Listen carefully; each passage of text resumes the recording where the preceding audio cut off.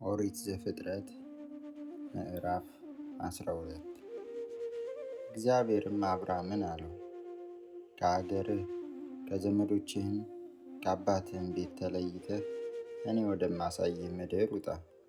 ታላቅ ሕዝብም አደርግሃለሁ፣ እባርክሃለሁ፣ ስምህንም አከብረዋለሁ፣ ለበረከትም ሁን። የሚባርኩህንም እባርካለሁ፣ የሚረግሙህንም እረግማለሁ። የምድር ነገዶችም ሁሉ በአንተ ይባረካሉ። አብርሃምም እግዚአብሔር እንደነገረው ሄደ፣ ሎጥም ከእርሱ ጋር ሄደ። አብርሃምም ከካራን በወጣ ጊዜ የ75 ዓመት ሰው ነበረ።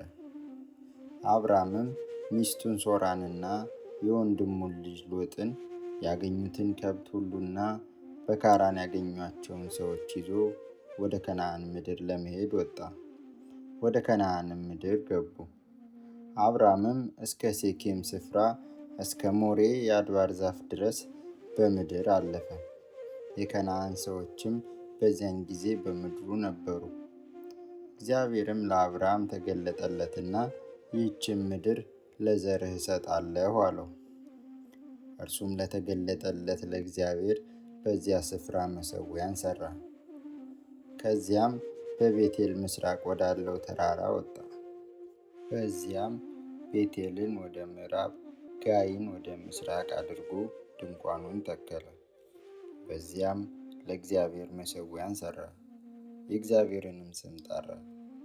አብርሃምም ከዚያ ተነሣ፣ እየተጓዘም ወደ አዜብ ሄደ። በምድርም ራብ ሆነ። አብርሃምም በዚያ በእንግድነት ይቀመጥ ዘንድ ወደ ግብፅ ወረደ፣ በምድር ራብ ጸንቶ ነበርና። ወደ ግብፅም ለመግባት በቀረበ ጊዜ ሚስቱን ሶራን እንዲህ አላት፣ አንቺ መልከ መልካም ሴት እንደሆንሽ እነሆ እኔ አውቃለሁ። የግብፅ ሰዎች ያዩሽ እንደሆነ ሚስቱ ናት ይላሉ፣ እኔንም ይገድሉኛል፣ አንቺንም በሕይወት ይተውሻል። እንግዲህ በአንቺ ምክንያት መልካም ይሆንልኝ ዘንድ ስለ አንቺም ነፍሴ ትድን ዘንድ እህቱ ነኝ በይ። አብርሃምም ወደ ግብፅ በገባ ጊዜ የግብፅ ሰዎች ሴቲቱን እጅግ ውብ እንደሆነች አዩ። የፈርዖንም አለቃዎች አዩአት፣ በፈርዖንም ፊት አመሰገኗት። ሴቲቱንም ወደ ፈርዖን ቤት ወሰዷት። ለአብርሃምም ስለ እርሷ መልካም አደረገለት። ለእርሱ በጎችም፣ በሬዎችም፣ አህያዎችም፣ ወንዶችና ሴቶች ባሪያዎችም፣ ግመሎችም ነበሩት። እግዚአብሔርም በአብርሃም ሚስት በሶራ ምክንያት ፈርዖንንና የቤቱን ሰዎች በታላቅ መቅሰፍት መታ። ፈርዖንም አብርሃምን ጠርቶ አለው፣ ይህ ያደረግህብኝ ምንድን ነው? እርሷ ሚስትህ እንደሆነች ለምን አልገለጥህልኝም? ለምንስ እህቴ ናት አልህ? እኔ ሚስት ላደርጋት ወስጃት ነበር። አሁንም ሚስትህ እነሆት፣ ይዘሃት ሂድ።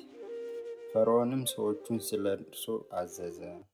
እርሱንም ሚስቱንም ከብቱንም ሁሉ ሸኙአቸው።